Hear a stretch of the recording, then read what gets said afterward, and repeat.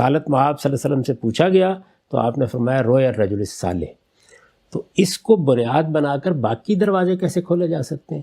سلامتی ہے ان آنکھوں پہ جو ہدایت پہ نظریں جمائے بیٹھی ہیں، ان کانوں پہ جو ذکر خیر کے منتظر رہتے ہیں، اور ان قدموں پہ جو ہدایت کی راہ پہ گامزن ہیں. ہم نے گزشتہ ہفتے تصوف کے بارے میں کچھ آپ سے بات کی تھی. تصوف کا جو بنیادی نقطہ نظر ہے، بناء استدلال ہے، قرآن مجید کی روشنی میں کیسے آپ اس کو دیکھتے ہیں. کچھ ضمنی سوالات بعض طلبہ نے اٹھائے ہیں، اور پھر وہی پہلو جیسے آپ نے فرمایا کہ ہر سوال اصل میں نئی راہ کھولتا ہے. تو یہ سارے سوالات اگرچہ آپ کو ان سے اختلاف ہے یا اتفاق ہے، لیکن ہمیں طالب علموں کو سمجھنے کا موقع فراہم کرتے ہیں. سوال یہ پوچھا گیا کہ جو روایت آپ نے اپنی کتاب میزان میں بھی لکھی اور گفتگو میں بیان بھی کرتے ہیں، لم یبقى من النبوت الا المبشرات، اور پھر پوچھا مبشرات کیا ہیں تو کہا رویا رجل الصالح. تو جو رسول اللہ صلی اللہ علیہ وسلم نے بات فرمائی ہے کہ نبوت میں سے جو چیز باقی رہی ہے، یعنی کوئی بھی چیز باقی نہیں رہی سوائے مبشرات کے، یعنی خوابوں کے، تو اس کا مطلب یہ ہے کہ نبوت کے اجزاء میں سے خواب بھی ایک چیز ہوتی تھی، اور جس کو باقی رکھا گیا ہے. گویا صوفیاء جو یہ بات کر رہے ہیں کہ نبوت کا کچھ نہ کچھ سلسلہ حصہ جاری ہے، تو پھر یہ روایت بھی تو اسی کی تائید کرتی ہے. پہلی بات تو یہ سمجھ لیجئے کہ نبوت اپنی حقیقت کے لحاظ سے مخاطبہ الہی ہے، یعنی یہ محض رویا نہیں ہے، یہ محض خواب نہیں ہے، یہ مخاطبہ الہی ہے. وہ جو قرآن مجید نے سورہ شورى میں کہا ہے نا کہ اللہ تعالیٰ بندوں سے کلام کرتے ہیں، غیر محسوس تربیت، غیر محسوس ہدایت یہ تو پوری انسانیت کو ملتی رہتی ہے. یعنی یہ وہ چیز نہیں کہ جس کے لیے کوئی اصطلاحات وجود میں لانے کی کوشش کی جائے. یہ ہم جانتے ہیں کہ شہد کی مکھی کو بھی اللہ تعالیٰ وحی کرتے ہیں. یہ پرندے، یہ جانور، یہ آسمان، یہ زمین، ان سب میں ان کا امر نازل ہوتا ہے، اور یہ سب چیزیں تکوینی طور پر اس کائنات کے نظم کو چلانے میں، اس کائنات کے نظم کو قائم رکھنے میں بنیادی کردار ادا کر رہی ہوتی ہیں. اللہ تعالیٰ نے جگہ جگہ ان تمام حقائق کا ذکر بھی کیا ہے. یہ بالکل ایک الگ چیز ہے. اللہ تعالیٰ کی طرف سے محسوس رابطہ، یعنی کسی شخص کو اللہ تعالیٰ اس منصب کے لیے منتخب کرے کہ وہ اپنا کلام اس پر نازل کریں گے، اس سے بات کریں گے. یہ ایک محسوس عمل ہے. جس طرح میں آپ سے بات کر رہا ہوں، ایک محسوس عمل ہے. یعنی یوں نہیں ہے کہ آپ کو کوئی بات سوجھ گئی، کوئی بات آپ نے جان لی، کسی بات پر آپ غور کر رہے تھے تو آپ کے باطن سے اس میں یہ محسوس ہوا، کوئی رہنمائی آپ کو حاصل ہو گئی ہے. وہ غیر محسوس رہنمائی تو آئنسٹائن کو بھی حاصل ہوتی ہے، وہ رشیوں کو بھی حاصل ہوتی ہے، یوگیوں کو بھی حاصل ہوتی ہے، ہمارے ہاں کے دانشوروں کو، علماء کو بھی حاصل ہوتی ہے. اس طرح کی رہنمائی تو اللہ تعالیٰ پرندوں اور چرندوں کو بھی دے رہے ہیں. وہ ایک بالکل الگ چیز ہے. یہ محسوس رہنمائی یا محسوس طریقے سے کلام کرنا، یہ وہ چیز ہے کہ جو مخاطبہ الہی کہلاتی ہے، اور نبوت اصل میں اس چیز کا نام ہے. اب ظاہر ہے کہ جب کسی کو نبی بنایا جاتا ہے اور اس منصب پر فائز کیا جاتا ہے تو کسی ذمہ داری کے لیے کیا جاتا ہے. یعنی اللہ تعالیٰ یہ مکالمے کا شرف شوق میں نہیں کسی کو فراہم کر دیتے، ایک ذمہ داری دیتے ہیں. وہ ذمہ داری ہے مبعوث کرنا، ذمہ داری کے منصب پر فائز کر کے کسی قوم کی طرف بھیجنا. اس کے لیے مخاطبہ الہی کا شرف بخشا جاتا ہے، اور اسی کے لیے قرآن کی اصطلاح نبی ہے. میں نے پہلے بھی توجہ دلائی تھی کہ یہ نبی کا لفظ اپنے لغوی مفہوم میں استعمال ہی نہیں ہوتا. یعنی یہ عربی زبان میں ہمیشہ سے ایک اصطلاح کے طور پر ہی رائج ہے.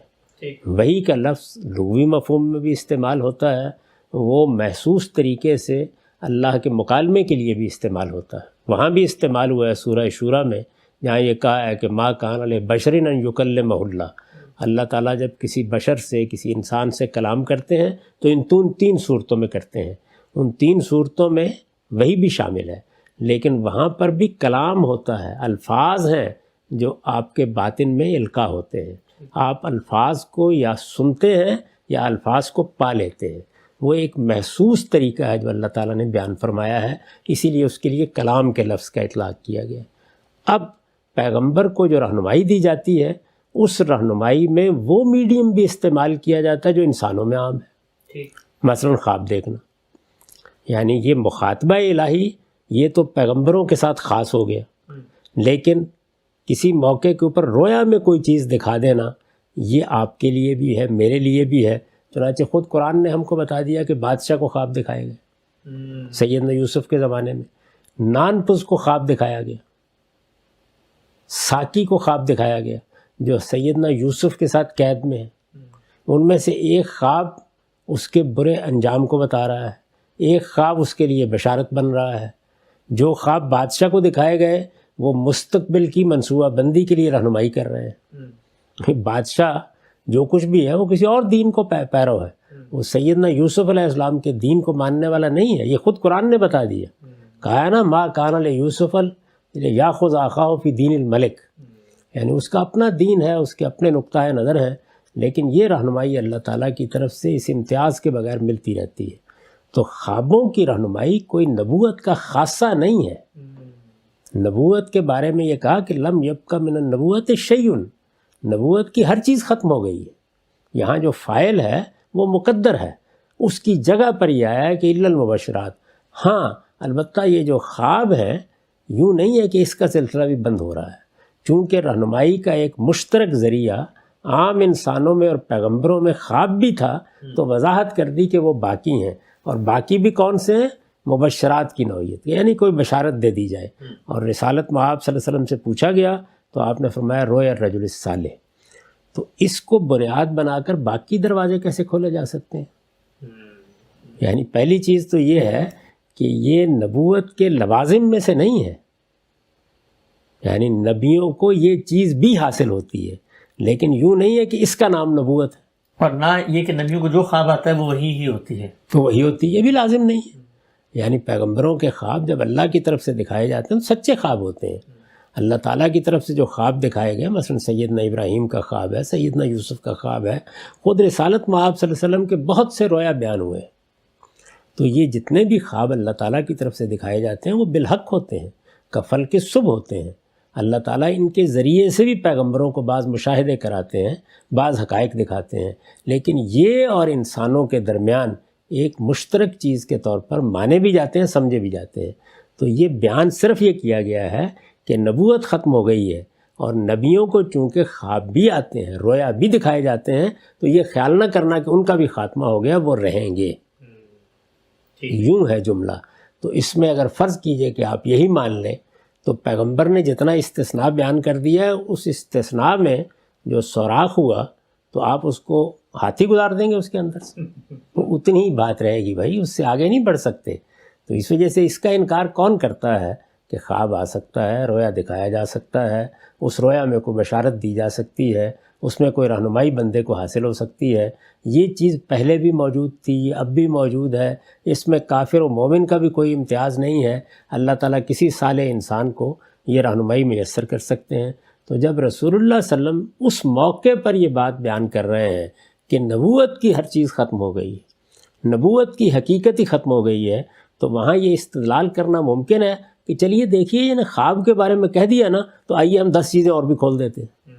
یہ کیا طرز استدلال ہے؟ کیا چیز ہے یہ؟ آدمی کو غور کرنا چاہیے وہ کیا بات کہہ رہا ہے۔ یہ بات کہ کیا باقی رہ گیا ہے یہ بتانا میرا کام ہے، یہ بتانا آپ کا کام ہے۔ اس کے لیے کوئی منطقی استدلال کیا جا سکتا ہے؟ یہ خدا کی خبر ہے، یہ یا جھوٹی ہوگی یا سچی ہوگی۔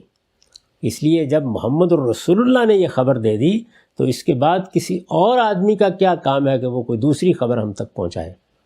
اگر وہ پہنچانے کی جسارت کرتا ہے تو اسے معلوم ہونا چاہیے کہ یہ افتراء علی اللہ ہے۔ اللہ تعالیٰ پر جھوٹ نہیں باندھا جا سکتا، سچائی کی بات کریں گے، اور اللہ تعالیٰ کی طرف سے کوئی بات کرنی ہے تو اب قیامت تک اس کا ماخذ صرف محمد الرسول اللہ صلی اللہ علیہ وسلم ہے۔ اور انہوں نے جب اس کیٹیگوریکل طریقے سے یہ کہہ دیا کہ نبوت کی کوئی چیز باقی نہیں رہی، خاتمہ ہو گیا اس کا۔ ہاں کسی کو کوئی اچھا خواب آ جائے تو خواب تو پہلے بھی نبیوں کو بھی آتے تھے، غیر نبیوں کو بھی آتے تھے، یہ کوئی خاصہ نبوت نہیں تھا، نبیوں کو بھی خواب آتے تھے۔ تو یہ استثناء اس نوعیت کا ہے، اس میں یہ بیان کرنا مقصود ہی نہیں ہے کہ یہ نبوت تھی اور اس میں سے کوئی چیز باقی رہ گئی۔ اچھا ہم سب ایک سوال اور ہے اسی پہلو سے، آپ کی نسبت سے کسی صاحب علم نے بیان کیا کہ غامدی صاحب جو فرماتے ہیں کہ الہام کے ذریعے انسان نبی بن جاتا ہے، اور اس کے بعد رسول اللہ صلی اللہ علیہ وسلم کے بعد اب کسی کو الہام نہیں ہو سکتا، تو وہ یہ کہتے ہیں کہ جو نبوت ہے وہ صرف الہام کا نام نہیں ہے، وہ 4 چیزوں کا نام ہے۔ پہلا یہ کہ وہ وحی عمل ہوتا ہے، اللہ تعالیٰ کی طرف سے ہوتا ہے، کسبی نہیں ہوتا۔ دوسرا یہ کہ فرشتے آ کے کان میں بات کرتے ہیں۔ تیسرا جس کو منتخب کیا جاتا ہے اس کو تکلیف ہوتی ہے، اور چوتھا یہ کہ وہ معمور من اللہ ہوتا ہے۔ تو اب اگر کوئی شخص مثلا ہمارے صوفیاء میں سے کوئی کھڑا ہو کر اگر یہ کہتا ہے کہ بھائی مجھے بھی الہام ہوتا ہے، لیکن وہ ان باقی 4 چیزوں کی نفی کر رہا ہے کہ نہ مجھے اللہ نے منتخب کیا، نہ میرے پاس کان میں فرشتہ آ کر مجھے کہتا ہے، نہ میں معمور ہوں کسی مشن مقصد کے لیے، تو پھر تو وہ حریم نبوت میں کوئی نقب نہیں لگا رہا۔ یہ بات یہ ہے کہ جب رسالت میں آپ صلی اللہ علیہ وسلم یہ فرما رہے ہیں کہ لم یبق من النبوہ، تو آپ 4 چیزوں کو نبوت کہیں، 5 کو کہیں، وہ تو ختم ہوں گی۔ جن کو آپ نبوت کہہ رہے ہیں وہ تو ختم ہو جائیں گی۔ ٹھیک، یعنی اب نبوت کی قسم کی کوئی چیز تو ہو نہیں سکتی۔ الہام کا لفظ 2 پہلوؤں سے استعمال ہوتا ہے۔ ایک ہم ان چیزوں کو بھی الہام کہہ دیتے ہیں، جیسے ہم کہتے ہیں الہامی شاعری ہے فلاں کی، شاعروں کو کہا جاتا ہے یہ تو تلمیذ الرحمن ہے۔ یہ الہام وہ الہام نہیں ہے جو یہاں زیر بحث ہے، یہ وہی وہ وہی نہیں ہے۔ یعنی وحی اور الہام کے الفاظ اللہ تعالیٰ کی طرف سے اس کے تکوینی نظام میں رہنمائی کے لیے بھی استعمال ہوتے ہیں۔ الہام کا لفظ بھی استعمال ہوتا ہے، وحی کا لفظ بھی استعمال ہوتا ہے۔ یہ ایک بالکل اور استعمال ہے، اور قرآن مجید نے ان کو استعمال کیا ہے۔ سب انسانوں کے بارے میں یہ کہا ہے کہ ہم نے جب ان کو بنایا تو وہ نفسم وما سواہا فالہمہا فجورہا وتقواہا، تو اس کے لحاظ سے تو ایک ایک انسان کو، فاسق و فاجر کو بھی یہ الہام ہوا ہے۔ ٹھیک، اچھا، اسی طرح سے جیسے کہا کہ شہد کی مکھی کو ہم نے وحی کی، تو یہ ظاہر ہے کہ چرند پرند کو ہوتی ہے، صرف شہد ہی کی مکھی کو تو نہیں ہوئی۔ تو یہ بالکل اور چیز ہے۔ میں پھر عرض کر رہا تھا کہ محسوس طور پر مخاطبہ الہی یہ نبوت ہے۔ یہ الہام اور الہام ہے، یہ وحی اور وحی ہے۔ وحی جب کلام کی صورت اختیار کرتی ہے، الہام جب کلام کی صورت اختیار کرتا ہے، تو یہ نبوت کا خاصہ ہے۔ اور اللہ کے پیغمبر نے یہ فرمایا ہے کہ لم یبق من النبوت شیء، نبوت میں سے کوئی چیز باقی نہیں رہی۔ لم یبق من النبوت الا المبشرات، یعنی نبوت میں سے کوئی چیز باقی نہیں رہی۔ جتنی چیزیں بھی اس کے نہ اب کوئی مبعوث ہوگا، نہ کسی کو مخاطبہ الہی ہوگا، نہ کسی کو معمور کیا جائے گا۔ جتنی چیزیں آپ بیان کر رہے ہیں ان میں سے ہر چیز ختم ہو گئی ہے۔ جو چیز باقی رہ گئی وہ اللہ کے پیغمبر نے خود بیان کر دی ہے، اور وہ جب ہم دیکھتے ہیں تو معلوم ہوتا ہے کہ تو نبوت کے خصائص میں سے ہے ہی نہیں۔ یعنی وہ نبیوں کو بھی حاصل ہوتی ہے، وہ غیر نبیوں کو بھی حاصل ہوتی ہے۔ ایک ہی وقت میں دیکھیے قرآن بیان کر رہا ہے کہ رویا صادقہ ہیں، نہ بادشاہ کا خواب جھوٹا تھا، نہ نان پوس کا خواب جھوٹا تھا، نہ شراب پلانے والے کا، ساقی کا خواب جھوٹا تھا، سارے خواب سچے تھے، سب کی تعبیر بیان کی گئی۔ تو اب مجھے یہ بتائیے سب کو آپ نبوت میں سے کچھ حصہ عطا فرمائیں گے؟ یعنی باقاعدہ مقدار متعین کر کے کہیں گے کہ بادشاہ میں اتنی نبوت تھی، ساقی میں اتنی تھی، نانفذ میں اتنی تھی؟ یہ نبوت کی چیز ہی نہیں ہے۔ نبوت مخاطبہ الہی ہے، نفی اس کی جا رہی ہے۔ اس کا دروازہ رسالت میں آپ صلی اللہ علیہ وسلم نے فرمایا بند ہو گیا۔ اور میں یہ عرض کر رہا ہوں کہ اس سے پہلے بھی، رسول اللہ سے پہلے بھی، وہ دروازہ کن کے لیے کھلا تھا؟ کیا نبیوں کے سوا بھی کسی کے لیے کھلا تھا؟ نبیوں ہی کے لیے کھلا تھا۔ یعنی لفظ نبوت کا اطلاق ان خصائص پر کیا جا رہا ہے جو نبیوں کے لیے ہے، اور وہ خصائص کیا ہیں؟ ان میں سب سے پہلی چیز مخاطبہ الہی ہے، دوسری چیز ان کا معمور ہونا ہے اور اللہ کی طرف سے معمور ہونا، اور تیسرے وہ مشن ہے جس کو وہ لے کر آتے ہیں۔ یہ ساری چیزیں جتنی ہیں وہ بالکل متعین ہے۔ یہ جو ہمارے ہاں تشریح غیر تشریح نبی کی بات کی جاتی ہے، تو یہ بھی بالکل ایک ایسی بات ہے کہ جس کی کوئی حقیقت نہیں ہے۔ یعنی جب کسی کو نبوت کا منصب ملتا ہے، بلکہ رسالت کا منصب، ضروری نہیں کہ اس کو شریعت بھی دی جائے۔ پچھلی شریعت کا پیرو، یعنی حضرت مسیح علیہ السلام ایک جلیل القدر پیغمبر ہیں، اللہ کے نبی نہیں، اللہ کے رسول ہیں، اپنی قوم کے لیے عدالت بن کے آئے ہیں۔ ان کو قیامت کی نشانی قرار دیا گیا ہے، اس لیے کہ ان کی دینونت قیامت تک رہے گی۔ بہت غیر معمولی شخصیت، لیکن حضرت موسیٰ کی شریعت کے پیرو ہیں۔ تو یہ در حقیقت کچھ چیزیں نہیں ہیں۔ اصل چیز یہ ہے کہ آپ اللہ کی کتاب سے اللہ کے بارے میں چلیں گے کوئی بات کہنے کے لیے، یا اپنا کوئی فلسفہ بنائیں گے؟ تو اللہ کی کتاب کو سامنے رکھ کر بتائیے کہ کیا چیز پہلے تھی اور کیا چیز اب باقی ہے، ذرا بتائیے کیا چیز ہے۔ یعنی اللہ تعالیٰ نے ہمیشہ اپنی دعوت کے لیے، اپنے پیغام کے لیے، اپنی ہدایت کے لیے خیار الناس کا انتخاب کیا. جن کا اللہ انتخاب کرتے ہیں وہ کہتے ہیں ان کو نبی کہا ہے میں نے. یہ انتخاب محبت ربانی ہوتی ہے، یعنی اللہ کی عنایت سے انتخاب ہوتا ہے، نہ کسی چلے کے نتیجے میں ہوتا ہے، نہ کسی ریاضت کے نتیجے میں ہوتا ہے. یہ اللہ کی طرف سے راہ چلتے ہو جاتا ہے. شبانی سے کلیم ہی 2 قدم ہے، ایسا ہی ہوتا ہے. یعنی اللہ تعالیٰ پکڑتے ہیں اور پکڑ کر کہتے ہیں کہ یہ ذمہ داری تم کو دے دی گئی ہے. تو یہ انتخاب جب ہوتا ہے تو پہلی چیز کیا حاصل ہوتی ہے پیغمبر کو؟ براہ راست مخاطبہ الہی، اور اس کی صورتیں بیان کر دی ہیں قرآن مجید نے. یعنی جو سورہ شورا میں بیان کیا ہے کہ اللہ تعالیٰ 3 صورتیں اختیار کرتے ہیں. براہ راست بات کریں گے، پردے کے پیچھے سے آواز آئے گی. یہ سیدنا موسیٰ علیہ السلام کے ساتھ ہوا. انہوں نے جھاڑی کے اندر سے یعنی حجاب کے اندر سے ایک آواز سنی، بات ہوئی باقاعدہ، مکالمہ ہوا. یہ مخاطبہ الہی ہے. تو پیغمبری کی ابتدا یہاں سے ہو گئی. دوسری صورت کیا ہے کہ اللہ اپنا فرشتہ بھیج دیتے ہیں اور وہ کوئی چیز وحی کرتا ہے، یعنی وہ دل میں الفاظ ڈالتا ہے. وہ بھی اللہ کا کلام ہے جس کو لے کے آتا ہے. قرآن مجید پورا کا پورا اسی طرح سے رسالت میں آپ صلی اللہ علیہ وسلم پر آیا ہے. اور یہ بھی ہوتا ہے کہ براہ راست اللہ تعالیٰ وحی کریں، یعنی وہاں کلام یا آواز آپ کے یہ ظاہری کان نہیں سن رہے ہوتے لیکن باطنی کان سن رہے ہوتے ہیں، تو وہ بھی کلام ہی ہوتا ہے. تینوں صورتوں میں کلام ہے، باقاعدہ بات ہے، باللفظ ایک بات کہی جاتی ہے. اس لیے کہ ہم انسان لفظوں ہی میں چیزوں کو سنتے ہیں، تو یہ باللفظ کہی جاتی ہے لیکن طریقے مختلف اختیار کر لیے جاتے ہیں. اس کو نبوت کہتے ہیں. یہ ختم ہو گئی. اب محسوس رابطے کا خاتمہ ہو گیا. جو چیز باقی رہ گئی، یا تو بات ہی اتنی ہوتی نا، جو چیز باقی رہ گئی اس کو حضور نے بیان کر دیا. اس واضح، اس بالکل تصریح کے ساتھ کہی ہوئی بات میں آپ کیا تعویل کرنا چاہتے ہیں وہ بتا دیجیے، اور کیوں کرنا چاہتے ہیں. اور جب آپ کہتے ہیں کہ اور بھی کچھ باقی ہے تو نص پیش کیجئے. کہاں سے بات کریں گے؟ اگر نص نہیں ہے، آپ اپنا کوئی فلسفہ بیان کر رہے ہیں، کوئی قیاس کر رہے ہیں، تو آپ در حقیقت اللہ تعالیٰ کے بارے میں ایک ایسی بات منسوب کر رہے ہیں جس کے لیے آپ کے پاس کوئی دلیل نہیں. اللہ تعالیٰ نے یہ فرمایا ہے کہ ایسی بات تم اللہ کے بارے میں نہیں کہہ سکتے. بڑے گناہوں میں اس کو قرار دیا ہے کہ من تقولوا علی اللہ ما لا تعلمون. اللہ تعالیٰ کے بارے میں کوئی بات کہنا، اللہ کی طرف سے کوئی بات کہنا، اور آپ کے پاس اس کے لیے استدلال صراحت کے ساتھ موجود نہیں ہے. صراحت کے ساتھ کہاں کہا ہے اللہ تعالیٰ نے کہ میں نے فلاں چیز باقی رکھی ہوئی ہے اور میرا مخاطبہ تب بھی حاصل ہو جائے گی، اور نبوت نام کی کوئی چیز اقتصابی طور پر بھی لوگوں کو مل جایا کرتی ہے. یہ سب چیزیں قرآن مجید میں کہاں کہی گئی ہیں؟ کسی حدیث میں کہی گئی ہیں؟ ذرا بتا دیجیے. ایک حدیث کا آپ نے ذکر کیا تو ایک اور میں حدیث پیش کر دیتا ہوں جو بالعموم ضمن میں پیش کی جاتی ہے. کہا گیا ہے کہ رسالت پاک صلی اللہ علیہ وسلم سے منسوب بات ہے العلماء ورثۃ الانبیاء. تو علماء جو ہیں وہ انبیاء کے وارث ہیں. تو اب انبیاء کیا ہوتے ہیں؟ ان کو مخاطبہ ہوتا ہے تو پھر ان کو علم حاصل ہوتا ہے. تو وراثت میں کیا چیز علماء کر رہے ہوتے ہیں؟ وہ علم پھیلا رہے ہوتے ہیں. تو گویا انبیاء کی نبوت کا جو خاصہ تھا، گویا علم، اسی کی وراثت اگر علماء کو ملی ہے تو اس کا مطلب نبوت کا ایک حصہ تو پھر علماء کو مل گیا. یعنی اللہ تعالیٰ کے پیغمبر جو علم اپنے پیچھے چھوڑ کے جاتے ہیں اس کو پہنچانے کا کام کون کرتے ہیں؟ لفظ ورثہ پر غور کیجئے کیا چیز ہے.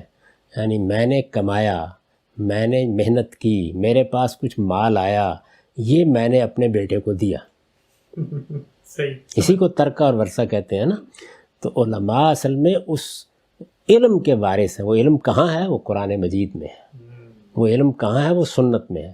وہ علم کہاں ہے؟ وہ علم پیغمبر صلی اللہ علیہ وسلم کی نسبت سے بیان کی گئی روایات میں ہے. یہ پیغمبر کا علم ہے. تو علماء ہی اس کو لوگوں تک پہنچانے کا کام کرتے ہیں. یہ ذمہ داری خود اللہ تعالیٰ نے دی ہے. سورہ توبہ میں یہ فرمایا ہے کہ اللہ کچھ لوگوں کو توفیق دے کہ وہ اپنے گھروں سے نکلیں لیتفقہوا فی الدین. یہ ورثہ ہے، تفقہ فی الدین. یعنی یہ نہیں کہا گیا کہ وہ گھروں سے نکلیں، چلا کریں، ریاضت کریں، ان کے اوپر بھی وہ علم نازل ہونا شروع ہو جائے گا جو پیغمبروں کو دیا گیا تھا. یہ کہا گیا کہ جو دین پیغمبر لے کے آئے ہیں اس میں بصیرت پیدا کریں، اس میں بصیرت پیدا کر کے اس کو سمجھ کر دوسرے لوگوں تک پہنچائیں. لِيُنذِرُوا قَوْمَهُمْ إِذَا رَجَعُوا إِلَيْهِمْ. تو پیغمبر کے بعد علماء نے کیا کرنا ہے، ان کا کام بھی قرآن نے بیان کر دیا ہے، اور علماء بنتے کیسے ہیں اس کو بھی قرآن نے بیان کر دیا ہے، اور ان کی ذمہ داری کیا ہے اس کو بھی قرآن نے بیان کر دیا ہے. میرا اصرار ہی یہی ہے کہ آپ کو جو کچھ کہنا ہے دین کے معاملے میں آپ بتائیے کہ وہ بات اللہ کی کتاب میں کہاں بیان ہوئی ہے.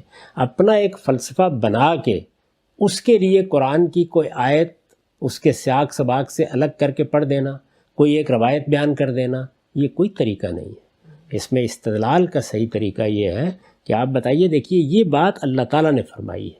ختم نبوت کے بارے میں جو کچھ کہنا تھا اللہ نے کہا ہے، جو کچھ کہنا تھا اللہ کے پیغمبر نے کہا ہے، ہم اس کی شرح و وضاحت کر رہے ہیں. اگر اس سے ہٹ کر کوئی چیز ہے تو اس کے لیے دلیل آپ کو اللہ کی کتاب سے دینی ہے، اللہ کے پیغمبر سے دینی ہے. اللہ کی کتاب میں ایسی کوئی بات نہیں ہے.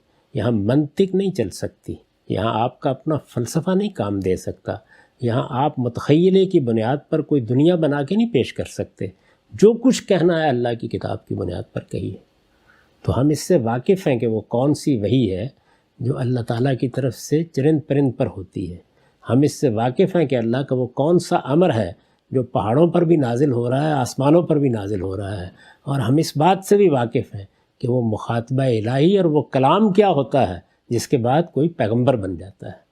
تو اللہ تعالیٰ نے جس چیز کا خاتمہ کیا ہے وہ یہ چیز ہے، اور یہ بتا دیا ہے اللہ کے پیغمبر نے کہ اس میں اگر کوئی ملتی جلتی چیز بھی انسانوں کے ساتھ موجود تھی تو وہ کیا تھا؟ رویا صادقہ، یعنی کسی کا سچا خواب. تو یہ بتا دیا کہ وہی باقی ہے اور کچھ باقی نہیں.